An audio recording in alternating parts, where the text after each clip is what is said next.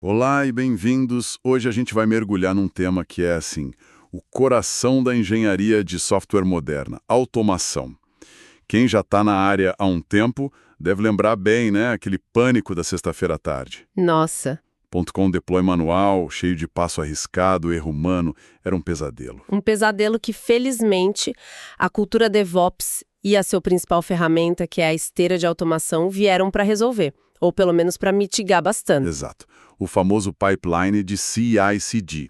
E a nossa missão hoje é justamente desempacotar as duas ferramentas que dominam esse universo, com base nos materiais que a gente recebeu. De um lado, o veterano, o titã, o Jenkins. Do outro, o desafiante, mais moderno, todo integrado, o GitHub Actions. E olha, antes mesmo de comparar as ferramentas, eu acho crucial a gente deixar bem claro o que essa sigla CI/CD realmente significa. Ela tem dois pilares, basicamente. O primeiro é o CI, integração contínua. A filosofia por trás é bem simples. A cada nova alteração de código que um dev envia para o repositório, um robô, assim, entra em ação, ele constrói o projeto e roda todos os testes automaticamente. O lema aqui é falhar rápido, o famoso fail fast. Falhar rápido parece até meio contraintuitivo, né? Parece. Mas a lógica é genial. É muito melhor você achar um bug 5 minutos depois de escrever o código do que, sei lá, 2 semanas depois, com ele em produção causando problema para o cliente. Perfeito, é exatamente esse o espírito. Agora, uma vez que o CI passa, ou seja, o código compilou, testou, tá tudo ok, a gente entra no pilar do CD. E aqui tem uma sutileza importante.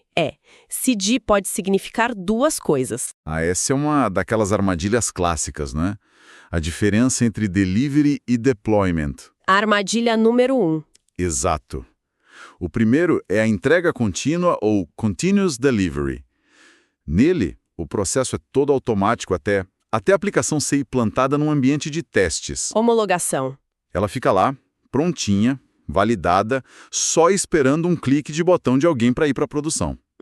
Já o segundo, a implantação contínua ou continuous deployment, é o que muita gente chama de santo graal do DevOps. É o sonho de consumo de toda a equipe de engenharia. Totalmente, porque aqui o processo é 100% automático. A alteração no código vai direto para a produção, sem nenhuma intervenção humana. Claro, isso exige uma confiança, sim, gigantesca nos seus testes e no processo todo. Ok, então com esses conceitos bem definidos, vamos ao primeiro competidor. Os materiais descrevem o Jenkins como o canivete suíço do CI/CD. É uma boa analogia. Ele parece ser tipo uma instituição nesse mundo. É uma ótima analogia, sim. O Jenkins é open source, escrito em Java, e ele está aí há tanto tempo que virou sinônimo de automação para muita empresa. E para entender o poder dele, você precisa entender a arquitetura, que é de master e agent. Pensa no master como o cérebro da operação. O cérebro. Isso. É ele que tem a interface web, gerencia as configurações e, o mais importante, ele orquestra todo o trabalho. Ele é o maestro da orquestra. Decide quem toca o quê e quando. E os músicos, no caso, seriam os agents. Exatamente. Os agents, ou nós, são os músculos. São as máquinas que, de fato, executam o trabalho sujo. Compilar, testar. Isso. Compilar o código, rodar os testes, empacotar a aplicação. E o que é fascinante nessa arquitetura é a flexibilidade que ela te dá. Imagino que permita escalar, né? Se um time tem muitos desenvolvedores, é só, sei lá, adicionar mais máquinas como agents para dar conta de tudo, certo? Sim, isso resolve o problema de gargalo, de fila de build, mas vai além. Permite ter ambientes diferentes. Você pode ter um agent rodando Windows só para compilar sua aplicação .NET. Ah, entendi. Outro agent em macOS dedicado para construir seu app de iOS. E dezenas de outros rodando Linux para o seu back-end. O master simplesmente delega a tarefa para o agent certo. Essa arquitetura soa incrivelmente poderosa. Mas a forma como se diz ao Jenkins o que fazer mudou muito, né? Os materiais dão muito destaque para o conceito de pipeline as code, usando um arquivo chamado Jenkins File. O que tinha antes disso? Ah, a era sombria do que a gente chamava de ClickOps. ClickOps. É, Você literalmente configurava seu deploy clicando em dezenas de caixas de texto e menus na interface web do Jenkins. Eu lembro de um projeto que o único engenheiro que sabia configurar um job específico saiu de férias. E ninguém conseguiu fazer um deploy de emergência. Foi o caos. que pesadelo. Então o Jenkins File resolve isso colocando toda a lógica num arquivo de código. Exato. É um arquivo de texto, geralmente em Groove, que define todo o fluxo. E a parte genial é que esse arquivo vive dentro do seu repositório Git, junto com o código da aplicação. E os benefícios, nossa, são transformadores. Pera aí, então quer dizer que a gente pode fazer um code review do nosso processo de deploy? Um Dev Júnior não pode simplesmente adicionar um passo arriscado sem que um sênior aprove no pull request? Exatamente, é isso. E mais, você pode usar o Git Blame para saber quem mudou o pipeline, quando e por quê. Acaba aquele mistério do quem mexeu no servidor. O pipeline se torna versionado, auditável e, claro, replicável. Se o servidor Jenkins pegar fogo, você sobe outro, aponta para o Git e pronto.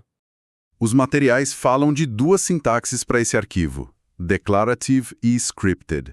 Mas já ouvi muita gente reclamar que Groovy, principalmente o scripted, pode ser bem complexo de depurar. Isso não é uma barreira? É um ponto muito válido. A sintaxe scripted é a original.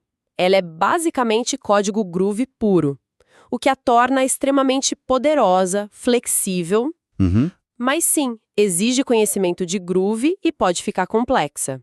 Por isso criaram a Declarative Pipeline. Ela é mais nova, bem mais estruturada e muito mais simples. Você tem blocos bem definidos, pipeline, agent, stages, steps. Para 95% dos casos é o recomendado e é bem mais acessível. E claro, não dá para falar de Jenkins sem falar da maior força dele, que às vezes é também a maior fraqueza, os plugins. Ah, sim. O Jenkins puro é só a base, certo? Perfeitamente colocado. São os plugins que fazem dele o tal canivete suíço. Se existe uma ferramenta de desenvolvimento no mundo, Git, SonarQube, AWS, Kubernetes, é quase garantido que existe um plugin do Jenkins para integrar com ela. A desvantagem: às vezes você depende de plugins da comunidade que podem ficar desatualizados ou ter conflitos entre si. É um ecossistema vasto, mas que exige cuidado. Entendi. O Jenkins soa, assim, incrivelmente poderoso, customizável, mas essa necessidade de gerenciar servidor, agents, um zoológico de plugins, parece um trabalho por si só. Imagino que esse é exatamente o problema que o GitHub Actions tentou resolver, não é? Abstrair essa infraestrutura toda. Você pegou o ponto central. O GitHub Actions nasce como uma solução nativa, totalmente integrada ao GitHub, com a filosofia de SaaS, software como serviço. Não tem servidor para você gerenciar. É tudo configurado com arquivos de texto no formato YAML. E esses arquivos também ficam no repositório, imagino. Sim, numa pasta específica, a .github workflows. E a estrutura desses arquivos, YAML, é muito bem definida. Os materiais usam uma analogia que eu adoro, a da matrioska, a boneca russa. A boneca maior é o workflow, que é o arquivo YAML inteiro. Dentro dele, a primeira coisa é o event, o gatilho. E esse gatilho não é só um push de código, né? Essa natureza orientada a eventos parece ser bem mais ampla. Muito mais. Pode ser um push, a abertura de um pull request, a criação de uma issue, ou até um agendamento para rodar toda a noite. Dentro do evento, você define um ou mais jobs. Um job é um conjunto de passos que roda numa máquina, que aqui a gente chama de runner. E dentro de cada job temos os steps, as tarefas individuais. E um step pode ser um comando simples, tipo run, mvn clean install, ou pode usar uma action. O ecossistema de plugins do Jenkins levou mais de uma década para ser construído. Como uma ferramenta nova como o GitHub Actions compete com isso? As actions são a resposta. São a resposta, e uma resposta muito inteligente. Uma action é um script reutilizável, um bloquinho de automação. O exemplo mais famoso é o Actions Checkout @v4, que baixa o código para o runner. Existe um marketplace com milhares de actions da comunidade, de empresas, para fazer de tudo. É um ecossistema que cresceu de forma explosiva. Você mencionou os runners. as máquinas que executam os jobs. Os materiais destacam dois tipos e essa distinção parece crucial. É fundamental. O primeiro e mais comum é o GitHub Hosted Runner. São máquinas virtuais gerenciadas pelo próprio GitHub. Para cada job, eles te dão uma VM novinha, limpa, com Linux, Windows ou macOS. É super conveniente. E a desvantagem? A desvantagem é que essas máquinas só têm acesso à internet pública. Elas não conseguem acessar um banco de dados na sua rede privada, por exemplo. E é aí que entra a segunda opção, o Self-Hosted Runner. Mas espere, se eu uso um runner auto-hospedado, eu não volto a ter o problema de gerenciar minha própria infra, algo que o GitHub Actions prometia resolver? Essa é a grande questão, o trade-off. O Self-Hosted Runner é um programa que você instala numa máquina sua, seja no seu data center, na sua nuvem privada. Essa máquina se conecta ao GitHub e fica esperando jobs. É a solução para quando o seu pipeline precisa acessar recursos privados. Você ganha o acesso, mas, sim, a responsabilidade de manter, atualizar e proteger aquela máquina volta a ser sua. Ok, a imagem está ficando bem clara. De um lado, o Jenkins, auto-hospedado, super flexível com Groovy, arquitetura Master Agent, ecossistema maduro de plugins. Do outro, GitHub Actions, um serviço SaaS, configurado com YAML, orientado a eventos com runners e um ecossistema de actions em rápida expansão. Exato. E essa comparação nos leva direto para algumas regras de segurança e boas práticas que são cruciais em ambos os mundos. A regra de ouro número 1 é: nunca armazene segredos no código. Senhas, tokens de API, nada disso pode estar no Jenkins File ou no seu YAML. E qual o pior cenário se um token vaza, por exemplo, nos logs de um build? O pior cenário é um ator malicioso pegar essa chave e, sei lá, subir uma frota de servidores caríssimos na sua conta da nuvem para minerar criptomoedas. O pior, roubar dados de clientes. A solução no Jenkins é o Credentials Store, um cofre interno. No GitHub Actions, são os GitHub Secrets, que são criptografados e mascarados nos logs. Outra regra que os materiais martelam, e essa é específica do Jenkins, é não execute builds no master. Eu já vi isso acontecer. O master fica lento, a interface trava. Por que as pessoas ainda fazem isso? Geralmente por conveniência ou para economizar uma máquina, mas é uma péssima prática, por duas razões: performance, como você disse, o master vira um gargalo, e segurança. Se um build malicioso compromete a máquina, você não quer que seja o cérebro de toda a sua operação. A regra é simples: o master orquestra, os agents trabalham. E para o GitHub Actions, tem um alerta de segurança bem específico sobre os self-hosted runners em repositórios públicos. Sim, é um risco real e bem sutil. Imagina que você tem um projeto open source e um self-hosted runner na sua rede, privada. Um estranho pode fazer um fork, adicionar um comando malicioso no workflow tipo run, rm-rf, e abrir um pull request. Nossa! Se o seu workflow roda automaticamente, seu runner, dentro da sua rede, vai executar esse comando. É preciso ter aprovações para workflows de contribuições externas. Tudo isso reforça o que os materiais chamam de regra de ouro: pipeline é código. É impressionante pensar que, há poucos anos, a lógica de deploy de uma empresa estava presa em cliques numa interface web. Exato. Algo que ninguém ousava tocar. E agora tratamos isso como código. É uma mudança de cultura gigantesca. Tratar a automação com o mesmo rigor do código da aplicação, com versionamento, revisão, auditoria, é o que realmente eleva o nível. Ok, e aqui é onde as coisas ficam bem interessantes. Vamos para as armadilhas, os erros mais comuns. O primeiro, que a gente já até mencionou, é a confusão entre CI e CD. É muito comum ouvir: a integração contínua é fazer deploy automático em produção. E isso está completamente errado. Essa é a definição de implementação contínua.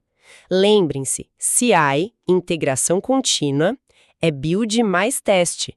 O foco é na qualidade do código. O CD é sobre levar esse código para os usuários. A segunda armadilha é a que já falamos sobre Jenkins: rodar builds no master. Exato. Master é cérebro. Agent é músculo. Simples assim. Não tem o que discutir. Surpresa no GitHub Actions. O paralelismo dos jobs. A pessoa escreve o arquivo YAML de cima para baixo, achando que é um script sequencial. E, na verdade, é uma corrida. Por padrão, para acelerar, jobs diferentes no mesmo workflow rodam em paralelo. Se você precisa de uma sequência, tipo, o job de deploy só pode rodar depois que o job de teste passar, você precisa ser explícito e usar a palavra-chave needs, teste, no seu job de deploy. E a última armadilha que eu acho fascinante é a crença de que o GitHub Actions, por ser um serviço na nuvem, não consegue fazer deploy num servidor local, on-premise. É um mito bem comum. A verdade é que ele pode sim. E a solução é justamente o Self-Hosted Runner. O pulo do gato é que o runner instalado na sua rede inicia a conexão para fora para o GitHub. Ele fica puxando os jobs. Ah, então ele não recebe conexões, ele faz. Exato. E como a maioria dos firewalls permite tráfego de saída, a conexão funciona. Ele se torna uma ponte segura entre a nuvem do GitHub e seu ambiente privado. Perfeito. Então, para fechar, vamos para os macetes finais. CI é build mais teste, para falhar rápido. CD é deploy, para entregar rápido. Pipeline as code. O arquivo de configuração, seja a Jenkins file ou .yaml, vive dentro do Git, junto com o código. É parte do produto. No GitHub Actions, jobs são paralelos por padrão. Use needs para criar uma ordem. E por fim, no GitHub Actions, a regra geral é Hosted Runner para nuvem pública, Self-Hosted Runner para acessar ambientes privados. Uma análise muito completa. Fica claro que a escolha entre Jenkins e GitHub Actions depende muito do contexto, né? Controle e customização versus conveniência. Exato. E isso me leva a uma reflexão final, se me permite. As ferramentas, elas estão sempre evoluindo. Amanhã pode surgir uma nova, ainda melhor. Mas a verdadeira revolução aqui, o ponto que realmente importa, é a filosofia do Pipeline as Code. Por isso, a questão a se ponderar não é apenas qual ferramenta é melhor, mas sim como a nossa cultura de desenvolvimento pode abraçar de verdade a ideia de que o pipeline de automação é tão parte do produto quanto o próprio código da aplicação.